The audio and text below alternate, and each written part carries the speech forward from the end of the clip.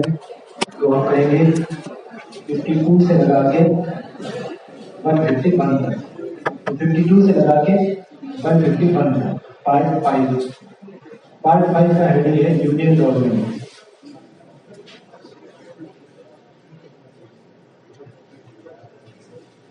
संघ सरकार।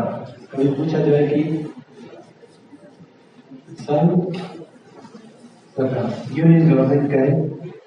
संघ सरकार का मतलब जो सेंटर पे गवर्नमेंट होती है उससे संबंधित। तो इंडिया का कॉन्स्टिट्यूशन पार्ट 5 आर्टिकल देखें तो 52 से लगा के 151 तक, और इसमें सम्मिलित है संघ। ये जो है इसको हम वापस अगर डिवाइड करें तो ये कहेंगे कि 4 पार्ट हैं। एक है एग्जीक्यूटिव, एक है एग्जीक्यूटिव का मतलब कार्यपालिका। कार्यपालिका का प्रावधान जो है वो आर्टिकल 52 से लगा के आर्टिकल 78 तक, आर्टिकल 78 तक जो है कार्यपालिका है। उसके बाद में जो दे रखी है उसको हम बोलते हैं लेजिस्लेटिव, विधायिका। विधायिका को व्यवस्थापिका भी लिख सकते हैं। आर्टिकल 79 से लगा के आर्टिकल 1 to 3 तक। तो 1 to 3 तक क्या है? विधायिका। उसके बाद में तीसरा पार्ट इसका जो है तो बोलेंगे जुडिशरी। जुडिशरी का मतलब सुप्रीम कोर्ट। तो उच्चतम न्यायालय का प्रावधान यह हमने दे रखा है। आर्टिकल वाइज देखें तो आर्टिकल 142 से लगा के 147 तक, और लास्ट में जो है controller and auditor general of India, जिसको हम कहेंगे आर्टिकल 148 से लगा के 151 तक। तो इन 4 भागों में डिवाइड करके एग्जीक्यूटिव, लेजिस्लेटिव, जुडिशरी क्या है?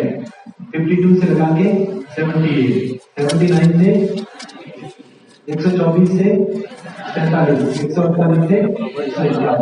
ओके, सबसे पहले हम बात करेंगे कार्यपालिका। कार्यपालिका में पहले प्रेसिडेंट राष्ट्रपति की बात करेंगे, उसके बाद उपराष्ट्रपति की बात करेंगे, उसके बाद प्रधानमंत्री और काउंसिल ऑफ मिनिस्टर मंत्री परिषद की बात करेंगे, उसके बाद में महान्यायाधीश की बात करेंगे। उससे हमारी कार्यपालिका कंप्लीट हो जाएगी। तो कभी भी ये पूछा जाएगा फिर कि कार्यपालिका में सीधा सीधा एग्जाम में पूछा जाता है संघ सरकार का संविधान के अनुसार संघ सरकार का तात्पर्य क्या है? तो हमारे दिमाग में संघ सरकार मतलब नरेंद्र मोदी सरकार। नरेंद्र मोदी सरकार मतलब कार्यपालिका, ऐसा नहीं है। कभी पूछा जाए इंडिया के कॉन्स्टिट्यूशन के अनुसार यूनियन गवर्नमेंट में कौन कौन शामिल है, तो ध्यान से रखिए यूनियन गवर्नमेंट में एग्जीक्यूटिव भी है, लेजिस्लेटिव भी है, सुप्रीम कोर्ट भी है। कभी पूछा जाए संघ सरकार में कौन कौन शामिल है, तो संघ सरकार का मतलब केवल कार्यपालिका नहीं है, विधायिका भी, सुप्रीम कोर्ट भी और कैग भी। और कार्यपालिका में भी वापस हम राष्ट्रपति की भी बात करेंगे, उपराष्ट्रपति की भी करेंगे, प्रधानमंत्री और काउंसिल ऑफ मिनिस्टर की भी बात करेंगे, महान्यायाधीश की बात करेंगे। तो ये सारे के सारे किसमें है? Union government. आज के बाद में कभी पूछा जाए कि सरकार, सरकार का मतलब केवल कार्यपालिका ही होती है, ऐसा नहीं है। सब वो सरकार union central government, central government का मतलब सेंट्रल की लेजिस्लेटिव बॉडी भी उसमें आती है, सुप्रीम कोर्ट भी उसमें आता है, हाई कोर्ट भी आता है, क्योंकि हाई कोर्ट का प्रावधान यहाँ पे नहीं है, इसको पार्ट 6 में बात करेंगे, वहां पे यहाँ पे और CAG इनसे मिलकर यूनियन गवर्नमेंट बनती है। तो संघ सरकार में कौन शामिल है, ऐसा कॉमन क्वेश्चन पूछा जाए तो हमारे ये 4 बता दीजिए। इसमें एग्जीक्यूटिव भी है, लेजिस्लेटिव भी है, सुप्रीम कोर्ट भी है और वो भी। चलो सबसे पहले हम बात करेंगे प्रेसिडेंट के बारे में, क्योंकि ये यहाँ से आर्टिकल 52 से बात करेंगे। आर्टिकल 52, आर्टिकल 52 ये कहता है कि there is the president of India, there is the president of India. तो प्रेसिडेंट ऑफ इंडिया भारत का एक राष्ट्रपति होगा, भारत का एक राष्ट्रपति जो फर्स्ट सिटीजन होगा, first citizen of India, Bharat का पहला नागरिक होगा। तो भारत का पहला नागरिक हमेशा जो कहा जाता है वो राष्ट्रपति को कहा है ना। तो फर्स्ट सिटीजन, इसका हम ये कहते हैं कि ये इंडिया की यूनिटी, इंडिया की इंटीग्रिटी एंड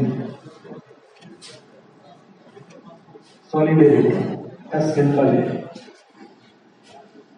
प्रतीक है।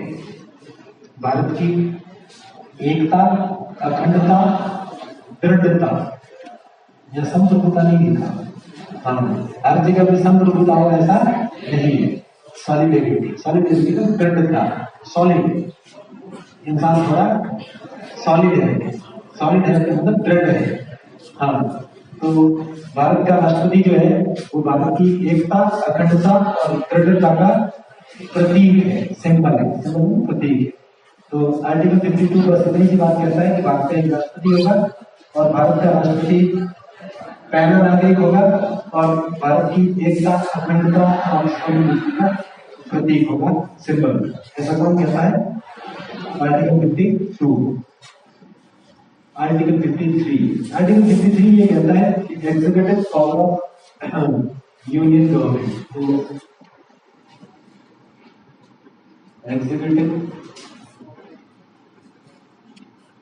पावर ऑफ यूनियन, संघ की कार्यपालिका शक्तियां, संघ की कार्यपालिका शक्तियां, एग्जीक्यूटिव पावर ऑफ यूनियन, ये कहता है आर्टिकल 53। अब ये एग्जीक्यूटिव पावर ऑफ यूनियन किसमें होगी, किसमें नहीं होगी? तो ये कहता है all executive power vested in president, राष्ट्रपति में निहित होगी। तो कभी पूछा जाए संविधान के अनुसार कार्यपालिका का प्रमुख कौन होता है? राष्ट्रपति। ऐसा कौन कहता है? आर्टिकल 53। आर्टिकल 53 कहता है all executive power vested in president of India, Bharat के राष्ट्रपति में सभी कार्यपालिका शक्तियां निहित होगी, निहित होगी, ऐसा कहता है आर्टिकल 53। अब ये कहता है, लेकिन आगे हम बात करेंगे कि आर्टिकल 74 जो है वो ये कहता है there is council of minister to aid and advise the president, council of minister to aid and advise the president. राष्ट्रपति को सलाह देने के लिए एक मंत्री परिषद होगी और राष्ट्रपति जो है मंत्री परिषद की सलाह से काम करेगा, मंत्री परिषद की सलाह से काम करेगा।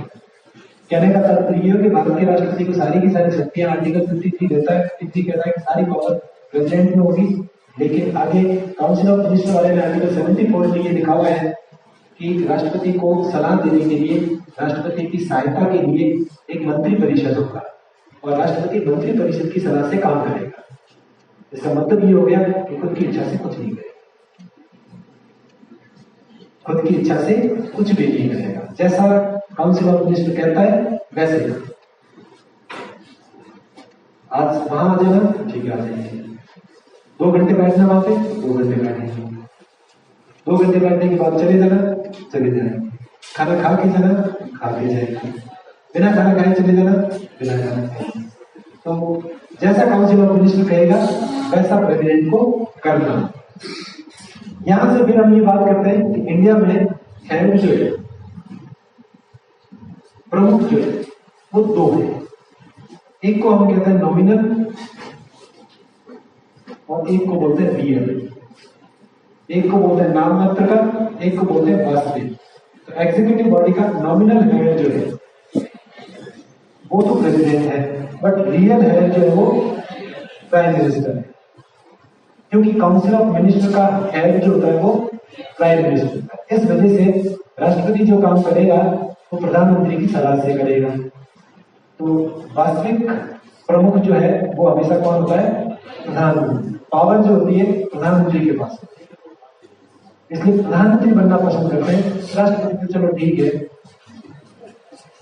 किसी को ही बना दो, किसी को भी बना दो, उसके लिए कोई बहुत ज्यादा इंटेलिजेंट व्यक्ति होना चाहिए, तेज तर्रार होना चाहिए, सबको साथ लेके चलने वाला होना चाहिए, ये होने ऐसा कुछ भी नहीं है।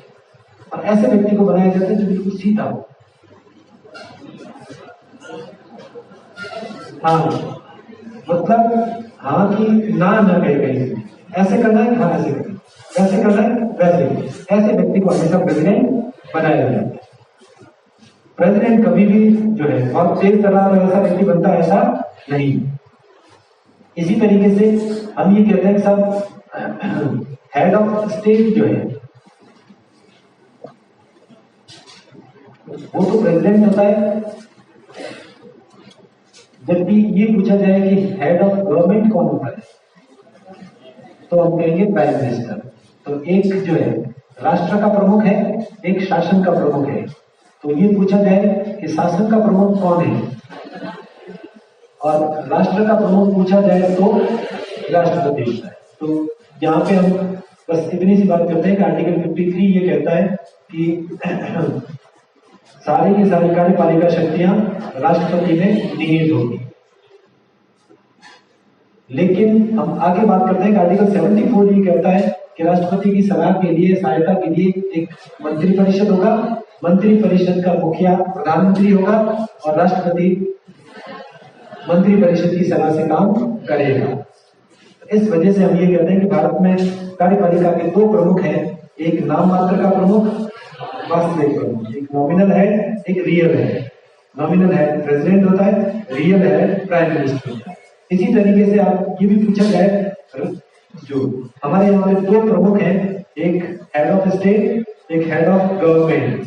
हेड ऑफ स्टेट कहे प्रेसिडेंट, हेड ऑफ गवर्नमेंट कहे तो प्राइम मिनिस्टर। चलो ये आर्टिकल 53। आर्टिकल 54 और 55 इलेक्शन से संबंधित है। तो इलेक्शन ऑफ प्रेसिडेंट,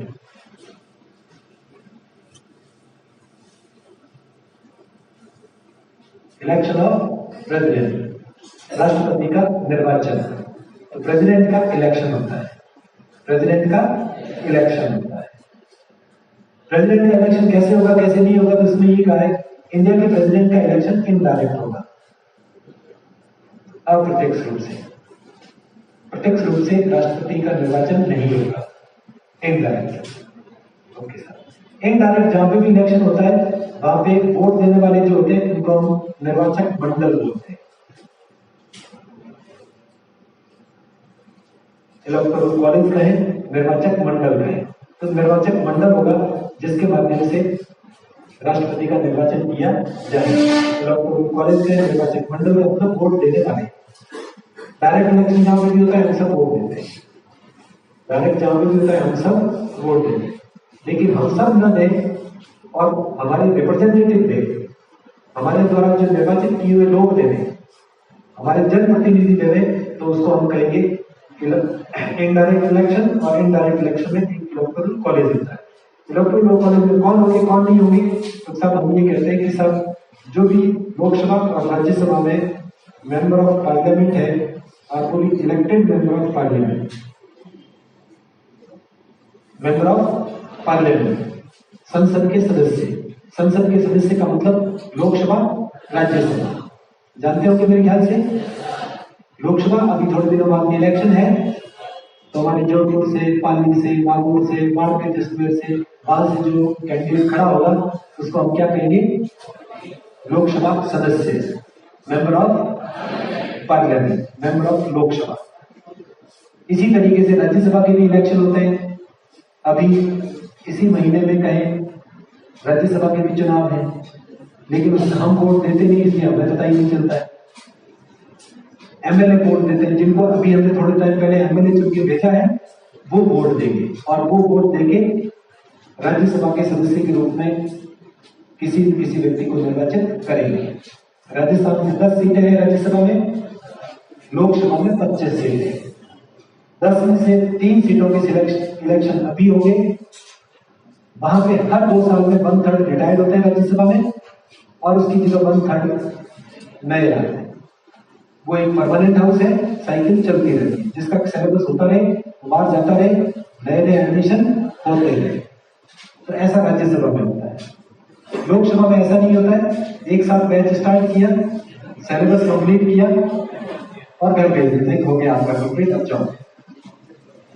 तो जैसे साइक्लिंग बैच होता है वैसे तो है राज्यसभा, एक साथ स्टार्ट करें एक साथ छुट्टी करें तो लोकसभा। तो लोकसभा राज्यसभा दोनों के जो मेंबर होते हैं उन दोनों को हम एमपी कहते हैं, दोनों को हम क्या कहते हैं एमपी, चाहे वो लोकसभा का हो चाहे वो राज्यसभा। पहले लोकसभा में भी कुछ लोग मनोनीत होते थे, 2 सीटें रखी जाती थी एंग्लो इंडियन के लिए, बट आजकल नहीं। राज्यसभा में अभी भी 12 लोगों को नॉमिनेट किया जाता है, यानी वो इलेक्शन के माध्यम से वहां पे नहीं हो, सीधा सीधा एक कागज पे इन लोगों को नॉमिनेट किया जाता है, न कोई इलेक्शन करना है न और कुछ करना है। तो नॉमिनेटेड मेंबर नहीं, लोकसभा राज्यसभा के जो इलेक्टेड मेंबर है वो वोट देते हैं प्रेसिडेंट, एक टर्म देते हैं। दूसरी हम बात करते हैं एमएलए जो होते हैं वो भी जो इलेक्टेड होते हैं। तो स्टेट की जो लेजिस्लेटिव असेंबली है विधानसभा, इसमें तो हम ये कहते हैं कि लोकसभा और राज्यसभा, लोकसभा और राज्यसभा इन दोनों के जो इलेक्टेड मेंबर है वो हिस्सा लेते हैं। यहाँ पे हम ये कहते हैं स्टेट में लेजिस्लेटिव असेंबली जो है विधानसभा जो है, यहाँ पे ये पता होना चाहिए कि सेंटर में जैसे लोकसभा राज्यसभा है वैसे राज्यों में भी अगर चाहे तो 2 हाउस कर सकते हैं, चाहे तो 2 हाउस में एक विधानसभा होती है एक विधान परिषद होती है, Vidhan Parishad council of state जिसको बोलते हैं, लेजिस्लेटिव काउंसिल जिसको बोलते हैं। तो विधानसभा राजस्थान में विधानसभा ही है, विधान परिषद नहीं है, पर कुछ स्टेट चाहे तो ऐसा कर भी सकते हैं। तो राज्यों की जो विधानसभाएं हैं उन विधानसभाओं के जो इलेक्टेड मेंबर हैं जिनको हम एमएलए कहते हैं, member of legislative assembly, member of legislative assembly विधानसभा के सदस्य। तो विधानसभा के सदस्य जो है वो भी इसमें हिस्सा लेते हैं। तीसरे हिस्सा लेने वाले जो है वो ये तो है स्टेट के, ये तो था राज्य के। राज्य की जगह यूटी जो है केंद्र शासित प्रदेश, ज्यादातर केंद्र शासित प्रदेश में तो विधानसभाएं नहीं है, लेकिन हम ये कहते हैं कि साहब एक तो दिल्ली, एक पुदुचेरी, एक जम्मू एंड कश्मीर।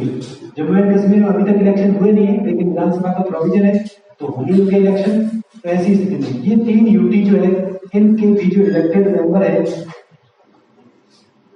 वो इलेक्टेड मेंबर भी पार्टिसिपेट करते हैं। तो आपको कभी भी पूछा जाए कि प्रेसिडेंट का जब भी इलेक्शन होता है तो उस प्रेसिडेंट के इलेक्शन में कौन कौन वोट देता है, तो हम ये कहेंगे लोकसभा राज्यसभा के जो इलेक्टेड मेंबर है वो राज्यों की विधानसभा के निर्वाचित सदस्य हैं, वो राज्यों के अलावा जो केंद्र शासित प्रदेश है उनमें 3 केंद्र शासित प्रदेशों में विधानसभा आज के टाइम है और उन 3 विधानसभाओं के निर्वाचित सदस्य जो है वो राष्ट्रपति के चुनाव में वोट देते हैं। जैसे हम कहें कि एमएलए एमपी सरपंच इसमें वोट कौन देते हैं, तो आप ये कहते हैं कि एमएलए एमपी में हम देते हैं, सरपंच में भी हम देते हैं। जो भी उस एरिया का व्यक्ति है, उस गांव का व्यक्ति है, वो सरपंच में वोट देगा। जोधपुर लोकसभा सीट है तो जोधपुर लोकसभा सीट में जो जो एरिया आता है वहां देने वाले लोग सभी देते हैं। वैसे पूछा जाए कि प्रेसिडेंट के इलेक्शन में कौन कौन वोट देता है, तो हम ये कहेंगे लोकसभा राज्यसभा के निर्वाचित सदस्य, राज्यों की विधानसभाओं के निर्वाचित सदस्य, केंद्र शासित प्रदेश या संघ शासित प्रदेश जिसमें दिल्ली, पांडुचेरी, जम्मू एंड कश्मीर, इनकी विधानसभाओं के निर्वाचित, ये जो है वो प्रेसिडेंट के इलेक्शन में वोट देते हैं। इनसे मिलकर निर्वाचक मंडल बनता है और वही निर्वाचक मंडल प्रेसिडेंट का इलेक्शन करता है। यहाँ पे हम ये बात करते हैं सर 3 तरह के लोग जो भी नॉमिनेटेड मेंबर है, नॉमिनेटेड मेंबर ऑफ, भले वो लोकसभा हो भले वो राज्यसभा हो, तो लोकसभा और राज्यसभा इन दोनों के मनोनीत सदस्य लोकसभा में आजकल होते नहीं है लेकिन पहले होते थे, हो सकता है आने वाले टाइम में भी हो जाए। तो ऐसी स्थिति में हम ये कहते हैं लोकसभा हो चाहे राज्यसभा हो, इसके जो मनोनीत सदस्य जो इलेक्शन फाइट करके बाद नहीं पहुंचे, सीधा सीधा प्रेसिडेंट ने उनको नॉमिनेट कर दिया है, कम से तुम भी मेंबर ऑफ पार्लियामेंट आ जाना, ऐसा कर सकता है, प्रेसिडेंट को ये अधिकार है। तो ऐसी स्थिति में लोकसभा और राज्यसभा के जो नॉमिनेटेड मेंबर होते हैं वो इसमें हिस्सा नहीं है। इसी तरीके से दूसरा हम ये कहते हैं सब नॉमिनेटेड मेंबर ऑफ